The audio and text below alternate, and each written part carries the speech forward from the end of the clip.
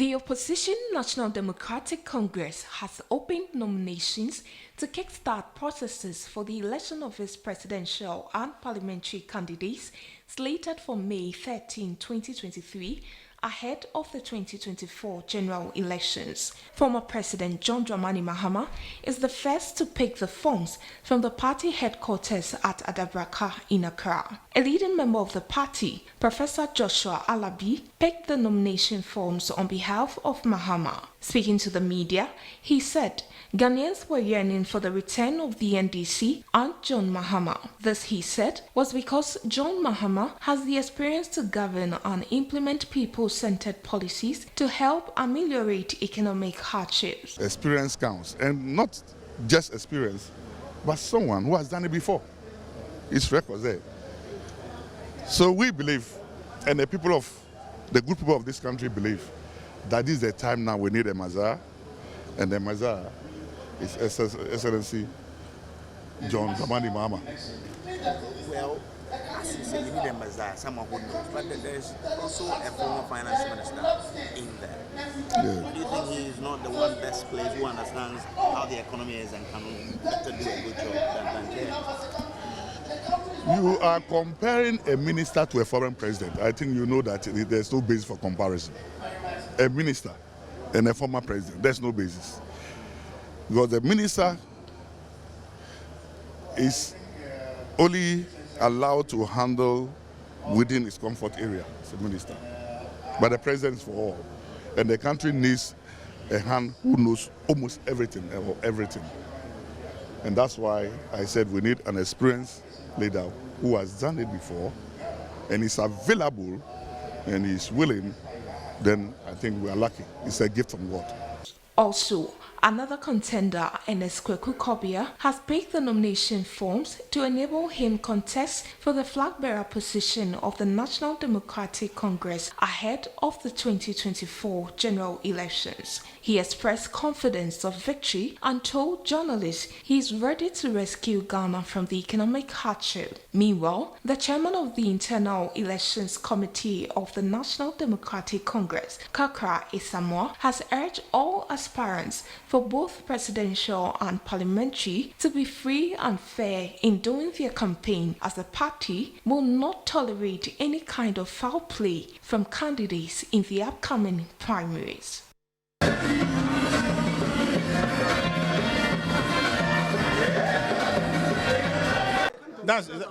Well, you should conclude this is a mathematical situation.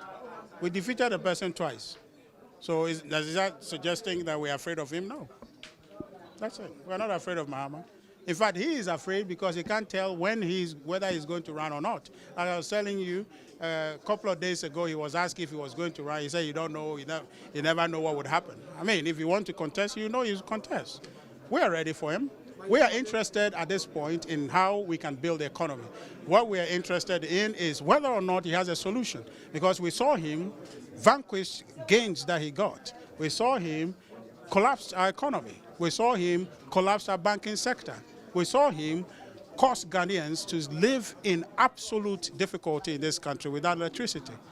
It was an economic situation, he couldn't manage it. If he's coming, we want to interrogate. Why you want power is what ideas you have to build this economy. So, if anything at all, he is afraid because we don't think that he has the solutions for this economy. And he can't do it.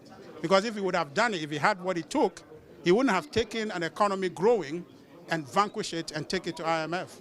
That is the crux of the matter. If he has a solution, he should bring it. That's what we're waiting for. If he tries to come, if he gets the confidence, he masters the confidence to come, I tell you, with the support of Ghanaians in building this economy back and forcing him to tell us, what is it? Remember the last time he tried? He said one of his ideas was to legalize Okada, right? And between you and I, if that is the option he has, we want to see what he's bringing.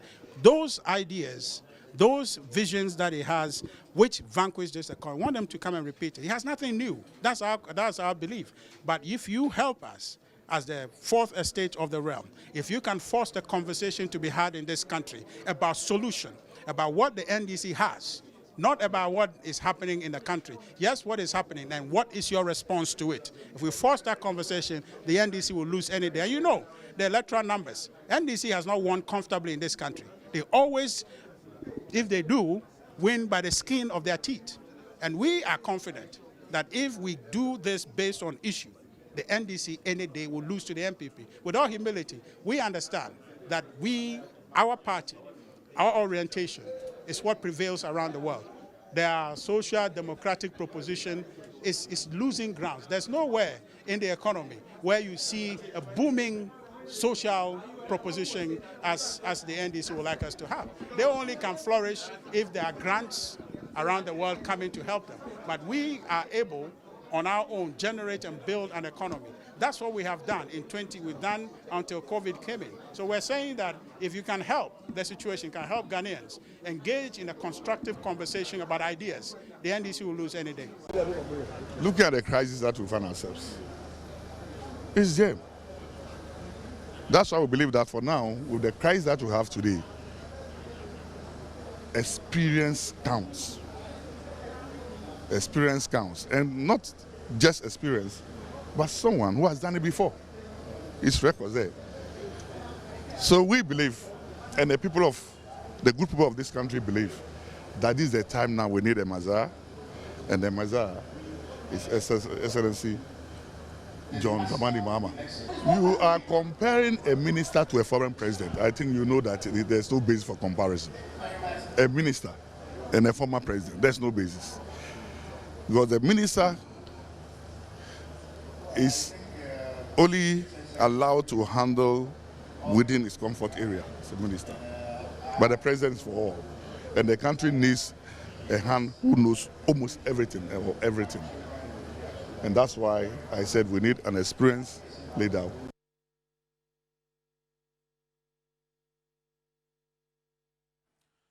All right, I hope you enjoyed the reporter's blog. We do that every Saturday, don't we? We bring you a compilation of the biggest stories that happened in the course of the week, and that's exactly what we've just done to you today. Now, Now, let me just share this with you. The WhatsApp line, those of you who want to contribute to the today's conversation or discussion, you're free to do that on 0244 097934. 0244 097934. So that's the WhatsApp line. Would like to know what you think about a John Mahama comeback and whether you believe that he's the best person to lead the NDC, or you don't actually agree he's the best person to lead the NDC. No matter what your viewpoint is, we're here to listen to you. In fact, if you have any direct questions for my resource person, whom I'll be introducing shortly, please feel free to do that as well. But he's here in his capacity as an aide to the former president, and he's actually been leading the communications for the former president since we sort of got a hint that the former president, or we actually found out that the former president, or formally, when the former president announced that he is actually going to lead the NDC into the next election, the 2024 elections. And I'm talking about the former Deputy Communications Minister, that's Felix Ofosu. He's here with me as my guest. Remember that when I'm done with the interview with Felix, we'll also be going to Nigeria, because Nigerians are heading to the polls to elect a president. And in an election which is going to be closely fought, fiercely fought, and also very unpredictable, we're told it's going to be very unique because the dynamics have changed totally. For the first time, we're talking about 3 front runners instead of 2. Usually it would either be a PDP candidate or an APC candidate. But now we have a Labour Party, which is led by one Peter Obi, and we're told he's making wonders. In fact, we're told that he's going to be the kingmaker in case of a runoff between the 2 established political traditions. And so we'll see how all of that plays out. But also remember that the former president is also in Nigeria. Perhaps I'll start my conversation with Felix to tell me what the former president is doing in Nigeria, what role exactly he's playing. Mr. Felix Ofosu Kwakye, good morning. Thank you very much for joining us. It's always a pleasure having you here. Oh, good morning, Moro. It's always a pleasure coming in. Thank you so very much. You know, when you came, I was asking about your outfits, and I jealous you small. I don't know who's been sewing your outfit, because they look really good. Oh, there's a very talented gentleman. I'll tell you, okay. Off air. So you make contact with him. Okay, I hear you, boss. Lest you bring me a bill for exactly. No, you're actually telling me that you know exactly how these, how the industry works. Exactly. Because as soon as you mention his name, you have to bill me for absolutely advertisement. Yes. But anyway, so here we go. So first of all, how's the former president doing? Oh, he's hale and hearty. He's doing well. Okay. He's in Nigeria at the moment.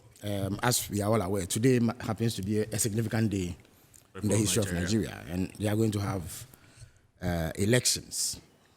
And there's a grouping known as the West African Elders Forum, made up principally of former heads of state of West African countries and other prominent West African citizens, right, some of whom have held international office and national office.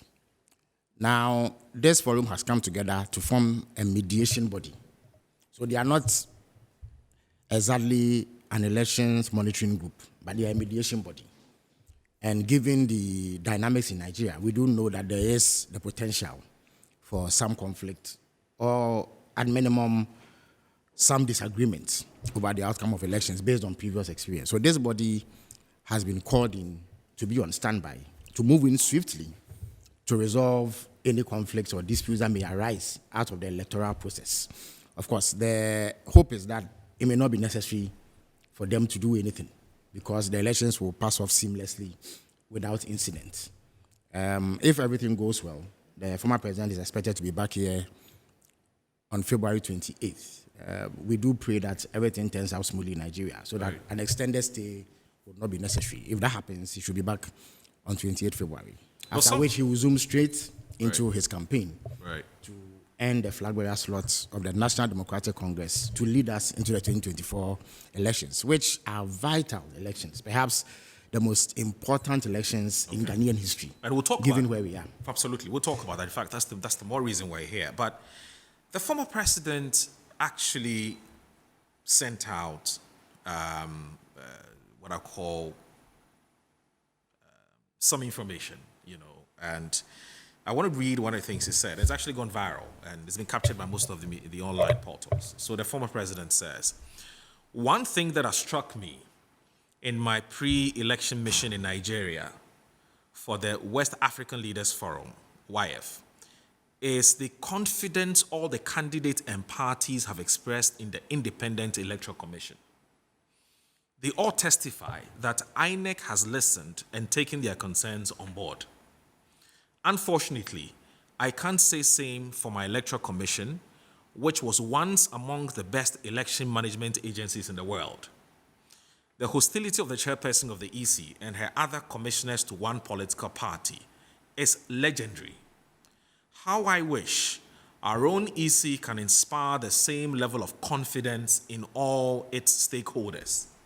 Regrettably, I am not hopeful this will happen when we have an EC that has blatantly spurned all efforts by the National Peace Council to host a meeting between the Commission and the two major political parties, the NDC and NPP. John Dramani Mahama, February 24, 2023, Abuja, Nigeria." What's the former president insinuating? Well, no, he's not insinuating anything. He's stating the obvious. We know it. You see, indeed, the current composition of the Electoral Commission and how they came about and their conduct is one more reason why this Akufo-Addo-Bawumia MPP government must be booted out at the earliest opportunity in 2024, December 7th. What's the relation? The correlation between the posture of the President Akufo-Addo trumped up frivolous charges and removed the previous chair of the Electoral Commission and deliberately sought partisan stooges to replace her. So Jimensa and Bosman Asari are nothing more than MPP puppets put there to ensure the sustenance and maintenance of the MPP in government. Fact or opinion? Fact. It is no opinion. Look at their conduct. Look, in 2016, we held elections in this country, perhaps the most credible ever. Not a fly was hit. The opposition candidate, President Akufo-Addo, won by the widest margin in recent memory. He became president. The moment he became president, he found cause to have the register changed. So despite all the efforts and resources that went into compiling that register, it was shunted aside and a new one compiled, despite the fact that it was that very register that brought Akufo-Addo to power. Then, before the 2020 elections, we spent $80 million compiling a new register, issuing new voter registration cards, procuring biometric equipment that make it impossible for you and I to engage in multiple voting or impersonation of anyone. The system was fail-proof. At least if we have concerns about the system, it has nothing to do with the efficiency of the system that he had put up. It had to do with the intimidation and deliberate refusal of the Electoral Commission to be upfront to information, the lack of transparency in the way that they collected results and what have you. But we spent $80 million. At the time, it was almost 500 million Ghana cedis to compile this new register, issue voter ID cards. Then, out of the blue, this Electoral Commission tells us that they are going to do new registration for persons who didn't have the opportunity to register before to add their name to the voter roll. And what do they insist on? That if you do not have a Ghana card, you cannot get your name onto the voter roll. That is in the new CI that has become a bone of contention in Parliament. Moro, we all do know that the National Identification Authority does not have the capacity to issue ID cards of sufficient quantity to cover everybody who is qualified to have one. So for that reason, through no fault of many Ghanaians, hundreds of thousands, if not millions of Ghanaians, they will not be able to secure that card in time before the registration period. Yet this Electoral Commission insists that that is the only form of identification. Moro, if you and I traveled outside this country and we wanted to engage in any financial transaction or some other transaction, they would demand proof of identity. And what they would demand would be our passports, right, to prove that you and I are Ghanaians. True. Yet our government says that the very passport that they issue is not sufficient basis to show that you are Ghanaian. But some card which you can acquire with the passport as proof of identity is one that will definitely show that you are a Ghanaian. You think it's illogical? It is senseless, and I'll be blunt. It is senseless. It makes absolutely no sense. And you see, the reason why G. Mensah and Osman Asari have devised this ridiculous strategy is that they want to rig the elections ab initio. They want to rig the elections even before the first ballot is cast. Go and look at the issuance data of the NIA. You know, Greater Accra is more populated than the Ashanti region, at least in electoral. Yet there are fewer people with national identification cards than the Ashanti region. And it is deliberate because that is the stronghold of the MPP. What's the source of this information? Oh, there we have the breakdown of the number of cards that have been issued in each region. What they have done is to deliberately give advantage, to areas where the MPP has numbers, and disadvantage areas where the NDC has numbers. So that at the end of the day, when the register is compiled, the MPP has an advantage, even before the election starts. So that no matter what you do, they retain themselves in power. That is why there were fisticuffs in Parliament 2 days ago, and police officers had to be called in. Because no reasonable human being is going to sit down and allow this sort of theft, electoral theft, to be hatched by G. Mensah and Osman Asari. So when the former president refers to an obstinate Electoral Commission, whose only intent and preoccupation is to install Akufo-Addo himself or anybody of his choice as president through electoral manipulation. But let us make it clear, Moro, that this will not be allowed to happen. This will not be allowed to happen until and unless the Electoral Commission comes back to its senses and realizes that the people of Ghana are simply not going to allow them to steal elections for Akufo-Addo or his successor or anybody that he wants. There's no way that we in the opposition are going to pipe down on this matter because it does not make it makes absolutely no sense for this sort of thing to be done. Before you proceed to tell us why you think it absolutely makes no sense, I want us to take our viewers to Parliament. We saw the Member of Parliament for Tamale South make a strong case against it as well as Parliament. Let's watch this.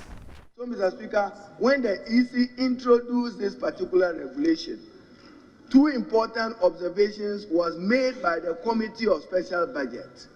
1, the Electoral Commission was now informing the Ghanaian public through Parliament that only the national ID card issued by the National Identification Authority will be a sole reference document for the purpose of registration. Mr. Speaker, that is the intendment of what is referred to as a draft CI. And in it, if you want, I'll refer to the particular purpose. It says qualification for registration. And then it comes, Mr. Speaker, again to say 2, designation of registration centers. And again, Mr. Speaker, our committee found problems with the designation of the registration center. It says a district office of the commission, a district office of the commission, or any other place that the commission considers appropriate. Mr. Speaker, throughout history in 1993, since the establishment of the Electoral Commission, voter registration exercise is done at polling stations, not district offices. And Mr. Speaker, I'll use the example of Bole. A polling station in the Bole constituency is as far as spending 4 or 5 hours to get to Bole Township in order to be able to be captured and registered as a voter. Mr. Speaker, maybe the Honorable Yusuf will give me the name of the community where they have to travel very far. Babato in the Bole district. So, Mr. Speaker, you have to travel almost 80 kilometers to travel. So for the Electoral Commission to designate only district officers is problematic for us constitutionally, is problematic for us administratively, is problematic for us for voters to identify. Mr. Speaker, when the opportunity was given to voters to go and register at polling station, it served 2 purposes. 1, they know where to go and verify their names. And 2, they know where to appear on election day to be able to cast their vote. Indeed, if we look at the Constitution, under Article 11.7, it talks about the procedure for laying of instruments before Parliament. Somewhere along the line, I remember very well, before I even became chairman of the Subsidiary Legislation Committee, it was agreed that we as stakeholders should also be consulted. That is how come the... So those were some scenes from Parliament when the CI, there was an attempt to lay the CI by the Electoral Commission, and you saw the reaction by the Member of Parliament for Tamale South, the Honourable Haruna Idrisu, and you also had the Member of Parliament for, I think, Ibrahim Sawam, I believe, that the Honourable Obi Amwa, who is also Deputy Local Government Minister. You saw the opinions that they shared on that particular move by the Electoral Commission. Now let's come back in-house. The Honourable Felix Ofosu Kwakye is here. He's an aide to the former president and also an aspirant to one of the seats in the Central Region. I'll tell you what seat shortly. But here we go. So you were giving me reasons why you smell a rat. Absolutely. In the Electoral Commission's attempt to table a new CR before Parliament. You've given us all the reasons why you think that it's a bad move. So you're saying that, as far as you are concerned, the NDC and the minority in Parliament will not endorse this? Absolutely. You see, okay, what they are doing is deliberate. This Electoral Commission, since its current leadership took office, have done everything to make it more and more difficult for Ghanaians to, first of all, register and take part in elections. It is the business of the Electoral Commission to make it very easy for everybody who is qualified to take part in elections. But they have sought to make it more and more difficult for people to get onto the roll or take part in elections. And the reason is simple. It is designed to frustrate people who do not have the means or capacity based on where they live, based on their demography and where they vote or how they are more likely to vote, from taking part in the electoral process so that it will give an advantage to the MPP. What I mean is this. If they make it difficult for you to move from your house, which is about 80 kilometers from the district electoral commission's office, you are not likely to take part in the exercise.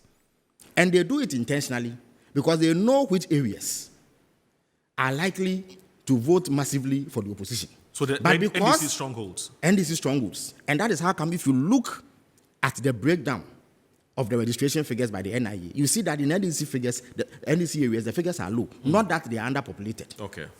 But because they are in power, first of all, they control the NIA. Because the NIA is headed by a political appointee, Professor Akufo-Addo, Mr. Kenatifa, or Dr. Kenatifa, or rather Professor Kenatifa. Yes. Sorry. And then because they are in power, and they have access to money, mostly illegitimately acquired, they are then able to make arrangements for their supporters, because then you can mobilize people to go and do the registration. You can have resources to cater for them.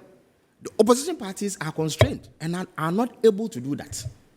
But when you do it in the polling stations where elections are held, it's only a stone throw away from people's houses. So they just need to walk a short distance to go and have their names taken down for ID cards to be issued to them, or for their particulars to be taken and for their names to be entered into the electoral roll. But they are doing this deliberately to make sure that as few people as possible are able to be registered.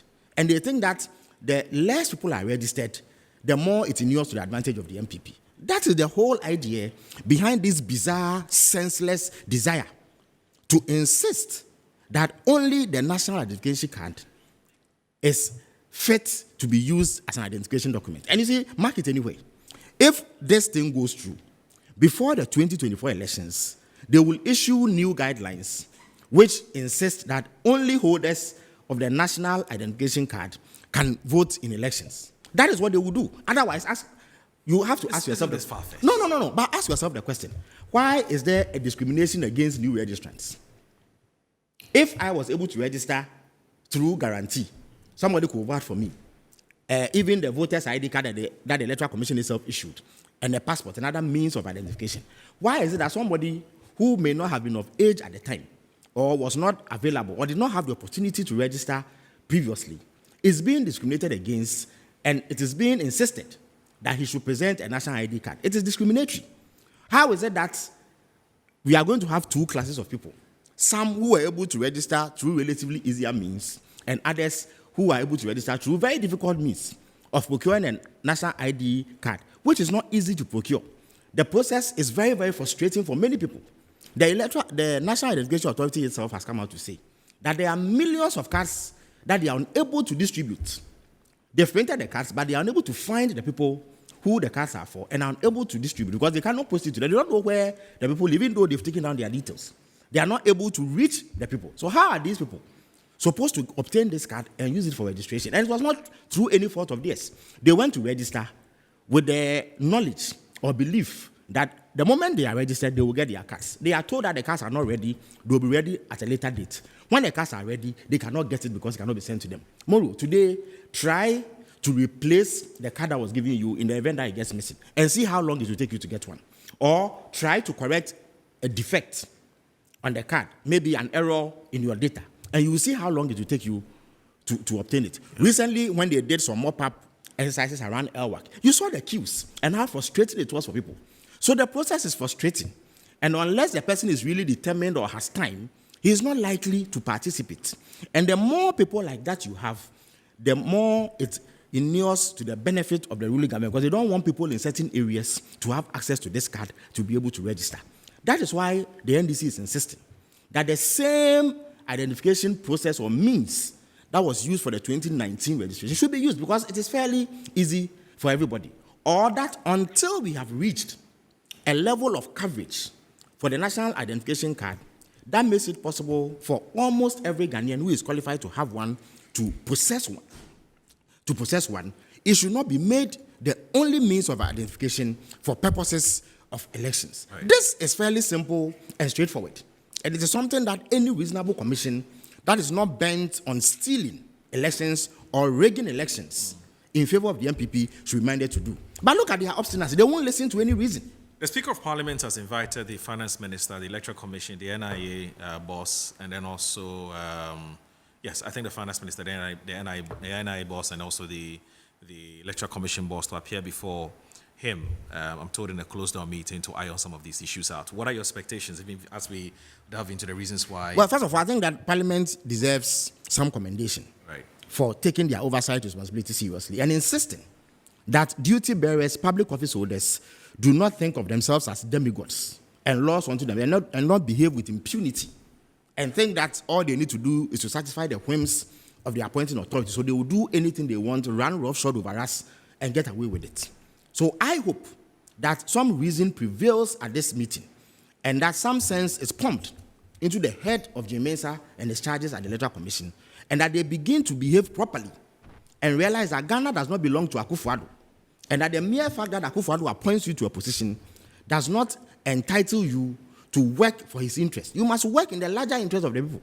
Look, the salary that she takes, and she has quite a decent emolument package as chairperson of the Electoral Commission, much better, I believe, than whatever it is that she enjoyed in her private life. That is made possible by the sweat of the people of this country. So that office she occupies, she does so in the name of the people of this country. President Akufo-Addo may have appointed her, but the office she occupies is a public office. And whatever she does must be in the interest of the kayayo on the street, the coconut seller, the mobile money vendor, the wache seller, the truck pusher, the market woman, the watchman, the policeman, the soldier, and all Ghanaians. So she should not go and sit in that office and believe that her only duty is to get an MPP government elected. So whatever means that has to be deployed, whether it makes sense or not, will be used to achieve that objective. I hope that Parliament is able to get them to act properly. Right. But we in the NDC wish to serve notice that there is absolutely no way that we will acquiesce to this ab initio rigging of elections at a time when we know what the right thing is and it should be done.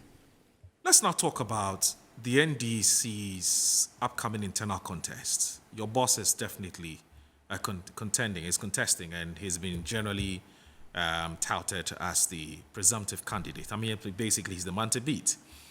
Now, you do know that officially nominations were closed on Friday. 4 persons have picked up forms to contest that particular slot. We know about Mr. Kojo Bonsu, who is the former Kumasi mayor. We know about one NS Kweku Krobia. He says he's a contractor. We know about the former central bank governor and the former finance minister, Dr. Kwabena Dufour.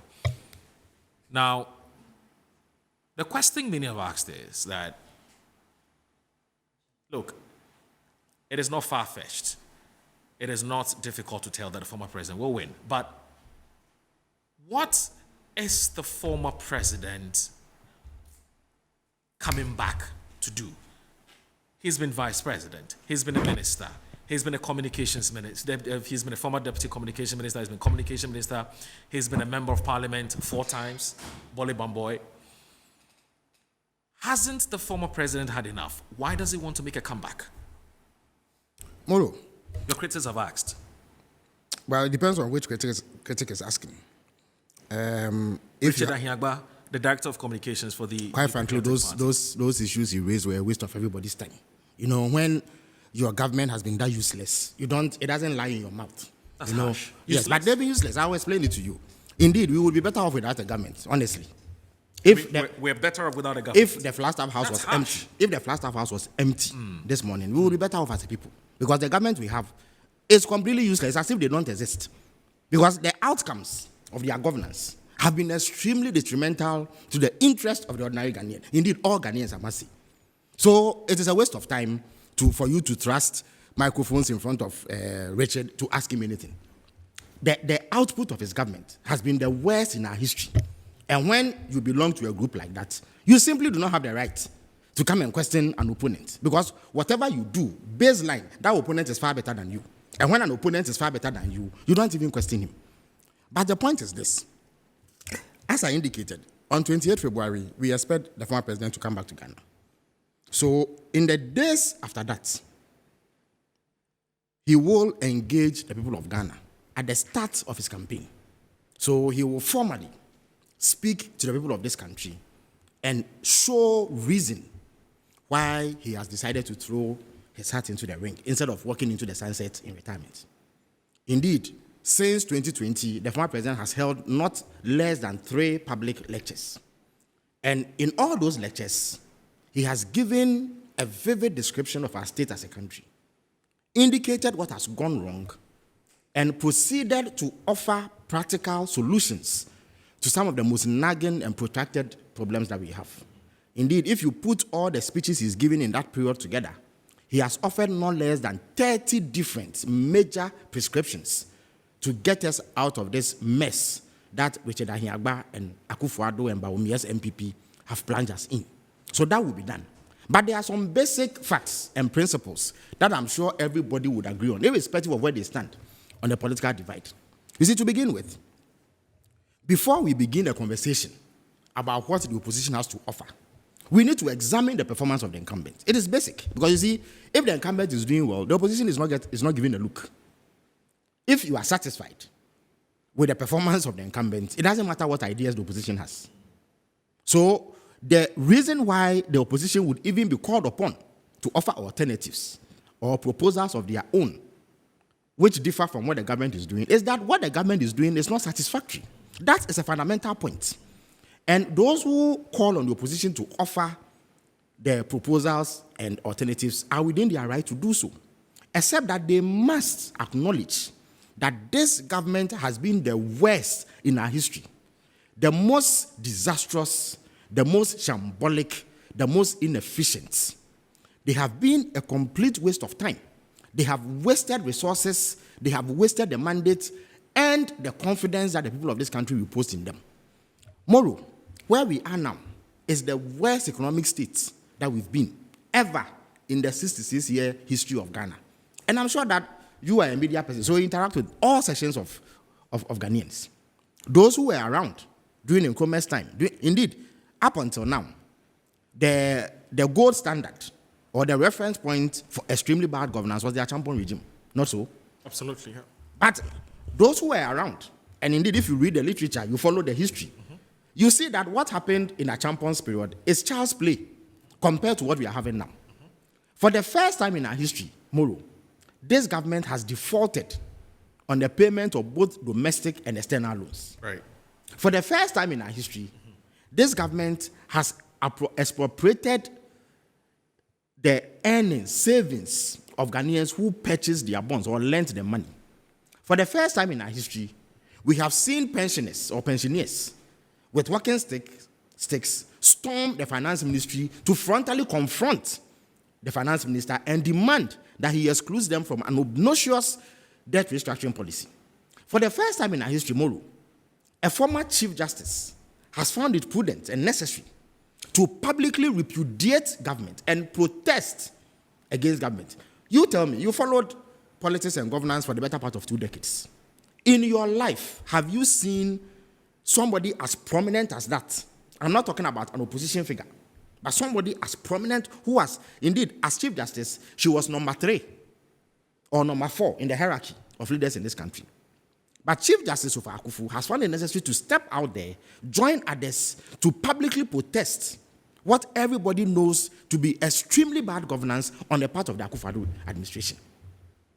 Moro, as I speak to you, this government has taken our public debt to over 600 billion Ghana cedis. At a time when they inherited our debt at 120 billion, they said it was simply too much. Indeed, if you read the first State of the Nation address delivered by President Akufo-Addo sometime in March 2017, he made the point that the 120 billion Ghana cedi public debt was simply too much, and that it was collapsing the economy, and that the economy he was not going to allow the economy to collapse under his watch. In 6 short years, he has ballooned this to 600 billion Ghana cedis. And Moro, we will not in our lifetime be able to pay this debt. It is a reason why the IMF has demanded that we bring it down to about half. And that is the reason why government has adopted this obnoxious domestic debt exchange, which has expropriated about 82 billion Ghana cedis of money that millions of Ghanaians depend on for their sustenance. So all those millions of Ghanaians, over 5 million of them, have been thrust into extreme suffering, pain, and anxiety. How they are going to survive over the next few years is anybody's guess. As I speak to you, our currency has been completely destroyed. From a period where it was 6 cedis at the beginning of 2022, it now sells for anything between 12 and 15 cedis, depending on where you buy it, against a dollar. As I speak to you, we have hyperinflation. Inflation is 53%. When it was 15% in January of 2017, President Akufo-Addo said it was unheard of. Look at our ratings. Today, we have the unenviable reputation as the one country that is not able to pay its debts, destroying and sullying our international reputation beyond repair. What that means is that it will take us several years to be able to access commercial or commercial loans or bonds on the international market. As I speak to you, we've been shut out. The door has been shut in our face. Not even a penny will be given to us if we went out to borrow. And indeed, all projects that are funded through external sources have ground to a halt because of the default that we find ourselves in. We have widening budget deficits. For 3 straight years, we've recorded doubled deficits. Mm-hmm. Our Bank of Ghana has broken all the rules and lent over 90 billion Ghana cedis to government in the last 2 years alone, completely in violation of their own act, the Bank of Ghana Act. So when you put all of these together, look at unemployment. It stands at 13%, the highest in our history. Look at the pain and suffering that people go through. Look at fuel prices, completely through the roof. Look at the rate at which the prices of goods and services go up. All these put together constitute an economic atrocity committed by the Bawumia-led economic management team, supervised by President Akufo-Addo and supported by Ken Ofori-Atta. But Felix, this government and the spokespersons have said it time and again that the reason we're facing these economic challenges, and I hate to sound like a broken record, but they will tell you that in 2017, the economy was doing fantastic. In fact, 2017, 2018, Ghana was seen as one of the fastest growing economies in this world. 2019 was when the problems began. 2020, COVID struck. In fact, COVID struck latter part of 2019 going into 2020. So if you have such what we call a force majeure or exogenous factors hitting an economy such as a fragile economy like Ghana, how else do you expect this government to have dealt with this in a manner that has not brought us where we are today? So government has said it time and again that this attempt to attack us for the state of the economy, you're not being fair to the numbers. It doesn't matter. 2017, 2018, you see, the economy it doesn't matter well. how many times the government repeats this excuse. It is hogwash. It makes no sense. Why? Why is it hogwash? Moro, COVID was not an epidemic in Ghana. It was a pandemic, a global pandemic. It means that almost every country in this world suffered same. And nobody can tell me that our economic state at the time that COVID struck was any less fragile than the economy of Cote d'Ivoire, Sierra Leone, Liberia, Guinea, Burkina Faso, Mali, Togo, or Nigeria. How is it that after COVID struck, none of these countries have done debt restructuring? Are you telling me that Sierra Leone and Liberia had a stronger economy than Ghana before COVID struck? So if the economies were fragile, and yet COVID struck, and they are nowhere near the parlous state we are in, how can we accept this untenable excuse? Akufo-Addo, Bawumia, and Ken Ofori-Atta teamed up to destroy the Ghanaian economy with criminal mismanagement. Oh, but why would they do that? Because they thought that the public purse was their family heirloom and that they could do what they wanted with it. Every government is required to observe prudence. That is the fundamental principle of economic management. You don't spend more than you earn, or you don't spend beyond a certain level compared to what you earn. Yeah, but this was the same government that introduced the Fiscal Responsibility Act. Don't spend beyond 5%. How long did it take for that to be shunted aside? Because there was a reality check. I'm saying that what reality check? The reality check was that we needed to spend. This is a government that acts with impunity. They don't observe any law.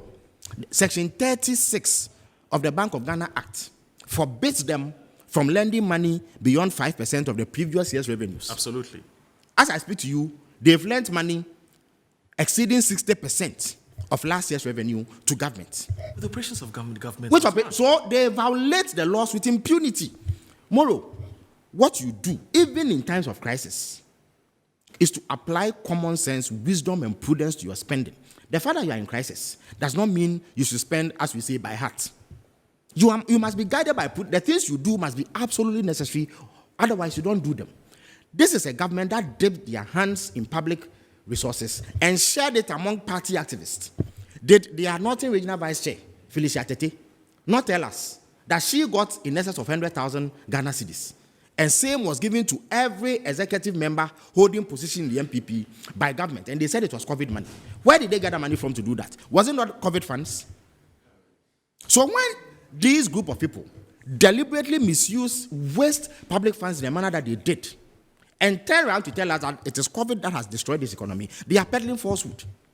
That is why the economy of Cote d'Ivoire is still in good shape compared to us. That is why lowly Togo is roughly the size of Accra. How can Togo remain relatively more stable than us? Right. How can Benin be doing better than us? How can Guinea, which is under military dictatorship, do better than us? How can Burkina Faso, Mali, both of which are under military dictatorship, do better than us? It is because the managers of those economies were prudent. They were guided by the need to manage the resources efficiently and prudently. But our government was not. They had their eye on elections.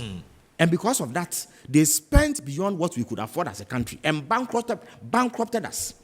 The other claim that, between 2017 and 2019, they did well. Economy was one of the fastest they were growing economies in the world. So far, they've been in power for 6 years. They cannot isolate the first 2 years and leave the first 4 years. Who should be blamed for the following 4 years? Me or you? Or this microphone? When it comes to credit, they believe that they ought to be credited. But when the economy tanks and everything goes south, I should be blamed or you should be blamed. What kind of unreasonable excuse making is that? But you cannot blame them for incompetence if in 2017, they are not just incompetent, they are hopeless. That is why I have said that they have offered the most useless governance in the history of this country. So incompetence is too mild a word. They are useless. That is what they are. And I'll show you why. When they came to power in 2017, they inherited 2 oil fields in addition to the Jubilee field. Oil revenue alone has given them about 20 billion Ghana cedis as of last year. We got barely a quarter of that. Indeed, if you look through all the budget statements they've read, between 2017 and last year, they should have received in total of about 600 billion Ghana cedis in resources, if you put taxes, grants, borrowings, and export earnings together. We had only 248 billion in our 8 years between 2009 and 2016. How can you get to this level of resources and be this shambolic? And when you finish, you turn around and tell us that we should not blame you. Who should be blamed? They have been hopeless and useless. That is what the problem is. They did not give a hoot about whether or not our resources should be financed prudently. Why? How can you have a government that is able to tell you that their biggest, most important priority is the building of a cathedral, which will cost $450 million, so that they can serve manna and unleavened bread, and the wine, the water that was turned into wine by Jesus Christ, they can serve it in that cathedral, which will have a restaurant. As far as they are concerned, that is the most important thing that Ghanaians need today. So they pumped 400 million Ghana cedis into digging a useless hole in the center of Accra. Moro, as I speak to you, latest data shows that there are at least 800,000 Ghanaian school children who do not have desks to sit on. So they sit on the bare floor. Some of them lie on their stomach to study. As I speak to you, they owe monies to school feeding caterers. They owe several terms arrears of capitation grants. Just a small amount of money they pay per head for each Ghanaian school child in a public school. As I speak to you, for 4 years running, they've not been able to print a single textbook to cover the new curricula that they themselves introduced. Yet they believe that the most prudent use of our money is to build a $450 million cathedral. This president neglected a presidential jet which was in good shape and chose to use 33 million Ghana cedis to fly around the world in luxurious jets. This is a president who came to power and told us, Moro, that a small country like ours needs 125 ministers. Indeed, only yesterday, you heard the German ambassador say that we have a bigger government size than Germany, which is the richest country in Europe. So if your government governs senselessly like this, how do you expect that you will not get into this turmoil? And when you get into this turmoil, they want us to excuse them. Look at the economy they inherited under the NDC. Far better than this one. And yet, what did they not say? What did Baobian not say about that economy? They speak about having a sound economy between 2017 and 2019. Tomorrow, check the state of our economy between 2009 and 2012. It is the best in the history of Ghana. Okay. Indeed, at that time, we grew by 14.4%. The highest growth this government has achieved was 8.1%. Even then, it was on the back of work that the NDC had done and bequeathed to them. So they have been completely hopeless and useless.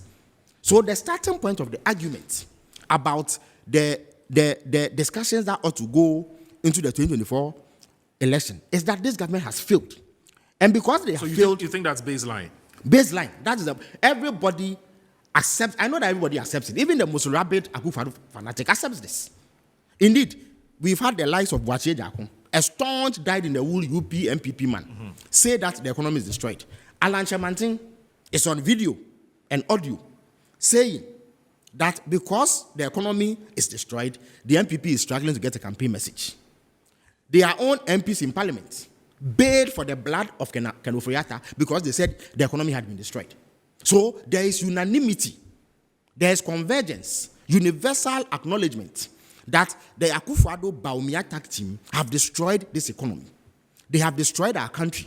They have collapsed institutions of state and weakened our systems. Felix, this is so the same, but Felix, look, the government will tell you that this is the same government that's kept our lights on. Moro, The government has kept our lights on. What Salaries are being paid. So what? We pay taxes. So- Moro, tell me. We pay taxes. They collect taxes. Yes. Last year, they collected in excess of 70 billion Ghana cedis. Indeed, one of their ministers, Eslo Usu, said that if governance was just about that, her 18-year-old child could rule Ghana. Yes. I would go on to say that my 10-year-old son can govern Ghana if all that you needed to do was to collect taxes and pay salaries. It is nothing. In terms of achievements of government, paying salaries is nothing. Indeed, we can have salaries paid without a government. All you need to do is to have a system to collect taxes and get the Comptroller and Accountant General to credit the accounts of public sector workers. That's all. And at what point in our history have salaries not been paid? You tell me. Moro, since Ghana began 66 years ago, has there ever been a year or a month where all public sector workers have not been paid? They've kept the lights on. And what did they do to keep the light on? What did Akufo-Addo do? Because as far as they're concerned, the lights... No, what did challenges Akufo-Addo... No. The lights challenges we had in the past, No, as far as they're no, concerned, why? It's a finance problem. No, it's not true. It's not true. It's not true. They have been able to raise Moro, the money to it is keep the not lights today. Let them shut down these thermal plants. Let them shut down. First of all, let them shut down the Tuabo gas processing plant. Let them shut down the Ameri power plant, which they want to take to Kumasi. Let them shut down the car power plant. Let them shut down Senate and all the plans that President Mahama put in place and see whether we'll have light. And see whether it is money that will give us light. Right. We had to do heavy lifting, and that is what President Mahama did. President Akufo-Addo has had to do nothing beyond creating entities in the petrol and the energy sector who belong to some of his associates to cream off money. That's all that he has done. Just making money off the back of the energy sector. That is all that they have done. Engaging in deals. I'm sure you've heard of the Gensa deal. One of the very worst deals ever. What they have done is that you know that Ghana gas cost us $1 billion to build. They have gone to engage a private sector player to also build a gas plant to rival Ghana gas. GMPC is willing to sell our gas to them at $2 per BMTU, and yet they are selling it to Ghana gas at $6 per BMTU. Can you imagine that? The state entity, which we own, GMPC is selling gas to them at $6 per BMTU. Do I get the impression that the former president wants to make a strong comeback because the current administration has failed? Of course, if everything was kosher, I've told you that if the government does well, there's no need for looking at the opposition's alternative. Because everything But is it enough No, to I'm rely- coming to a point. The fundamental baseline is that this government has failed. They must be booted out without excuses. Because if people voted against the NDC in 2016, and Moro, there's nobody on this earth who can tell me that the situation now is better than what the NDC left. But with that performance, they voted out the NDC. Right. Indeed, they voted for Akufo-Addo by a margin of 1 million, right? Look at what Akufo-Addo has done to us. How can anybody justify retaining the MPP? Indeed, if anybody justifies retaining the MPP, that person would have perpetually lost the right to ever complain about bad governance in this country again. Because a vote for the MPP is an endorsement for terrible governance. So that is the bottom line. They have to be booted out. Once that decision is made, you then cast your eye around the political terrain and see which party is best suited to replace them. For the party to show you that they are best suited to replace them, first of all, they must have the organizational ability to canvass for votes. Right. If a party or an entity doesn't even have the capacity to mobilize to canvass for votes, you are wasting your time giving them your vote. The party that can do that is the NDC. Now, if it is the NDC, what is the NDC offering That's what I was coming to. Absolutely. And we in the NDC, are, unlike the MPP, are not going to take the people of Ghana for granted. We will work our socks off to ensure that this country is fixed. But you see, President Mahama will give the details of his program, or at least some key details of his program, when he mounts the platform during his campaign, when he returns from Nigeria. But what I can tell you now is that there are two things that are key on the agenda for President Mahama's comeback. The first point is that this terrible, horrible economic situation must be turned around.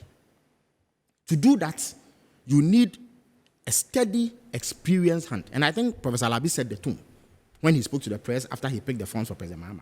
You need a steady, experienced hand to be able to hold the fort and manage. You need somebody who has a proven ability to resolve crisis, who will not flinch, who will show respect. First of all, who will acknowledge the problem, take responsibility. You recall that when we had him so, President Mahama went to Parliamentary to take responsibility, and he put in effort and resources to resolve it. By the time, indeed, in December, by Christmas 2015, Dunzo had been effectively resolved, except that there were spillovers that had to be resolved before this particular party came to power, the MPP, I mean. But President Mahama took responsibility. That is something that the MPP is incapable of doing. That is why Richard Ahiaba can come and weave that ridiculous tale that they are not to blame, but I and my mom are to blame for the economic mess we are in. So the very idea that this is a party that does not take responsibility for anything is enough reason to boot them out and bring somebody who will, first of all, take responsibility. Know that he was voted in to address problems, not to pass the buck and make excuses. President Mahama has that endearing quality which everybody bears witness to. Number two, the mismanagement, the criminal waste of public funds, the nepotism and corruption will be a thing of the past.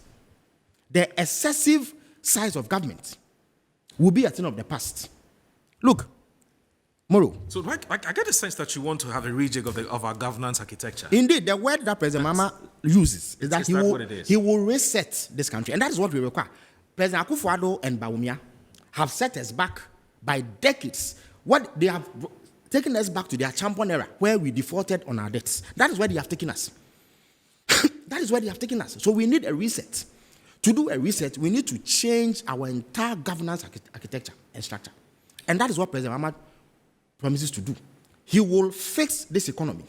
Prudence will return to public financial management. And let me give you an example. In 2016, I'm sure you are aware that President Mahama managed this country without a cent from the central bank. Right. Zero financing from the central bank. Right. Yet, he incurred a deficit of 6.1%. This government, they have received 90 billion Ghana cedis in financing over the last 2 years from the central bank. Yet, for 3 years, they have given us double-digit deficits. In 2020, they gave us the largest deficit in Africa, 15.7%, despite the overwhelming financing from the central bank. So President Mahama, when he promises to restore prudence and proper management of public resources, has the track record to do so.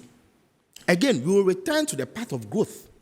If he was in charge, he will not be engaging in these cruel haircuts where pensioners' monies are taken away from them. Can he turn all of these things around in a term? He has only one term. No, of course, but Moro, he will not be in the position for his every president, listen, to be renewed. You see, every president is voted for to serve for 4 years. Yes. You are not voted for to serve for more than 4 years. True. It is after the 4 years that your mandate could be renewed because you are still eligible. Right.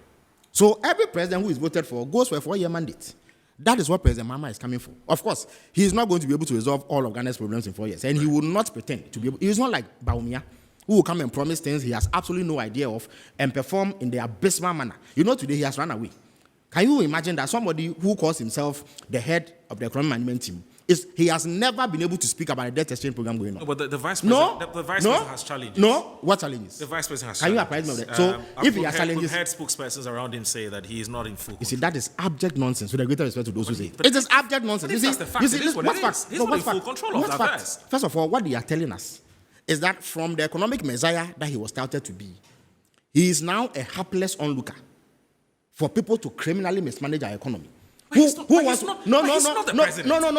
No. He's the vice president. Oh, really? He serves at the pleasure of the president. So when he was comically running around this country, wielding 170 questions for the then Vice President, Mr. Atta. He didn't know that there was a president. So he was a jester, a court jester, a joker, Opia, when he held 170 questions and was chasing a Mr. Atta all over this country to answer. Was there no a president at the time?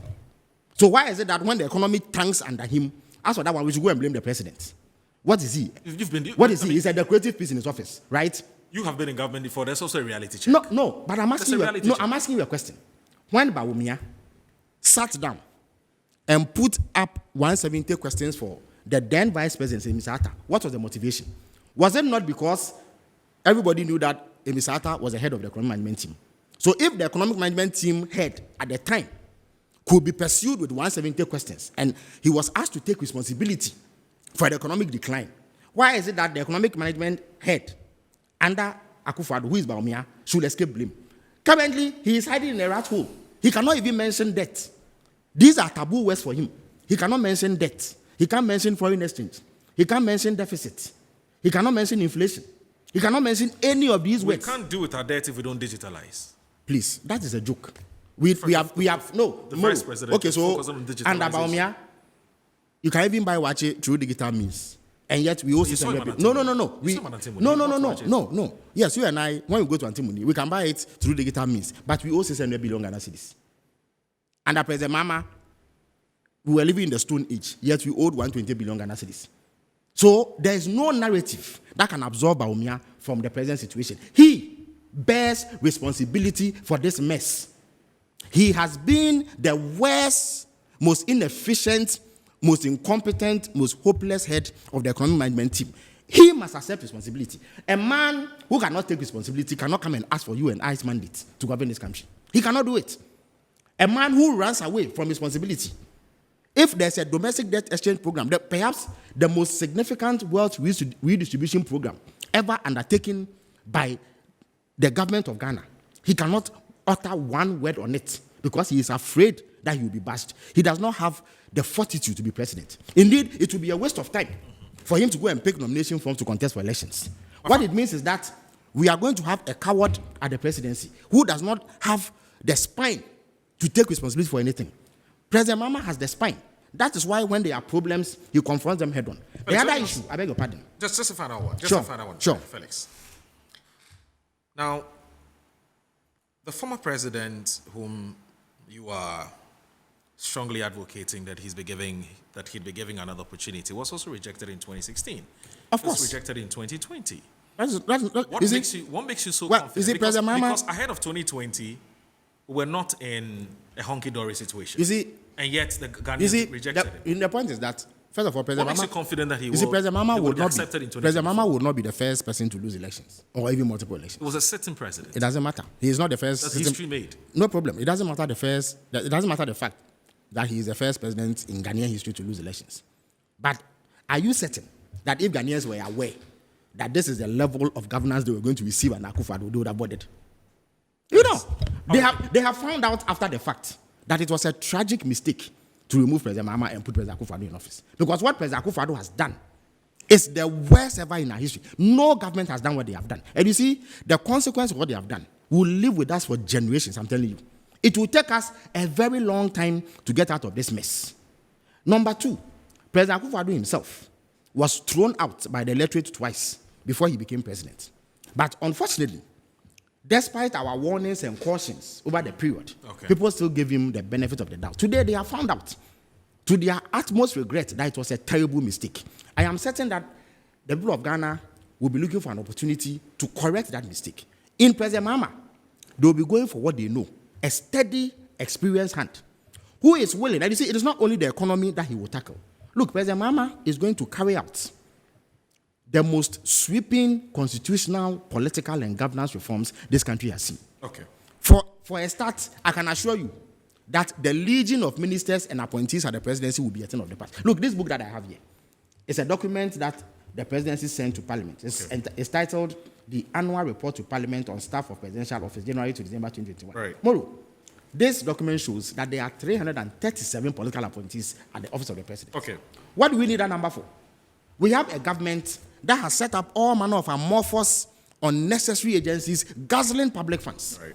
President Mahama will put an end to that. Okay. President Mahama will tackle All right. some of the most frustrating bottlenecks in our constitutional arrangements Okay. to make sure that the people of Ghana have confidence again in government. Okay. But like I said, he will engage the Ghanaian people and throw more light on these some of these factors. things. Okay. But the fundamental question that nobody can deny, Right. the fundamental issue Okay. that even President Akufo-Addo himself cannot deny, Okay. is that this Akufo-Addo-Bawumia government has been the very worst in our history. And for that alone, they must be booted out. We in the NDC are holding ourselves in readiness. Okay. We will offer concrete policies that will address the deepest problems we have. In just 2 minutes. And win the confidence of in the people just of 2 this minutes, country. Felix, because Yeah. we've run out of time. Sure. Are you still eyeing the Ibra Sebu Kwakye? Oh yes. I picked my Pick your forms. I picked my nomination forms on Wednesday. Okay. As I speak to you, it is being endorsed. Okay. At the appropriate time, which is between March 20th and 22nd, I will file formally, and then I will officially become an aspirant or a candidate in that parliamentary primaries. What's going to be different this time around? Oh, I think that we learned lessons from the previous primaries. I won it, but it was by a close margin. So I've learned a thing or two. Indeed, to begin with, I know that one of our problems in AAK has to do with internal unity. So as a first step, I have been able to get 6 out of the 7 people who contested me the last time to support me this time. Okay. And that is a sign of progress, because what it means is that we will have less division to deal with, and it will be much easier to patch up after the primary. So I expect that I will work even harder before to win the confidence of delegates in AAK. And once I secure that mandate, I am confident that I will win the seat for the National Democratic Congress, so that we add to our numbers in parliament and become the majority and govern this country in a manner that is satisfactory to the good people of Ghana. Felix, I want to thank you so very much for joining us. That's Felix Ofosu Kwakye.